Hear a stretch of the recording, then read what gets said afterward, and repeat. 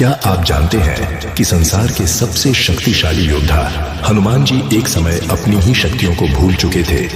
यह घटना उस समय की है जब हनुमान जी बाल्यावस्था में थे। बाल हनुमान अत्यंत चंचल थे। उनकी शक्ति असीम थी, लेकिन विवेक अभी पूर्ण रूप से विकसित नहीं हुआ था। वे खेल खेल में कई बार महान आर्षि मुनियों की तपस्या में विघ्न डाल देते थे। कभी आश्रम के पात्र उठा लेते तो कभी आर्षियों को डराकर हंसते। आर्षि जानते थे कि यह बालक साधारण नहीं है, फिर भी उसके व्यवहार से उनकी तपस्या भंग हो रही थी।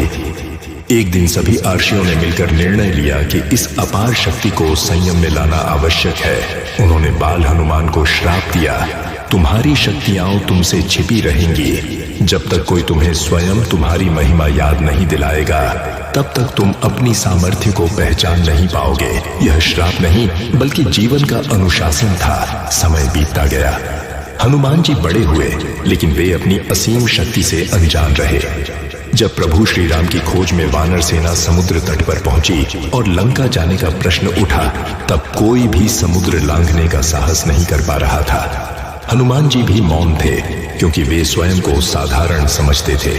तभी वृद्ध जामवंत जी आगे आए। उन्होंने हनुमान जी को उनके जन्म, वरदानों और शक्तियों की याद दिलाई। जैसे ही स्मरण हुआ, हनुमान जी के भीतर छिपी दिव्यता जाग उठी। क्षण भर में वे पर्वत समान विशाल हो गए और एक ही छलांग में समुद्र पार कर गए। यह कथा सिखाती है कि शक्ति हमारे भीतर होती है, बस उसे पहचानने वाला चाहिए। जय बजरंगबली।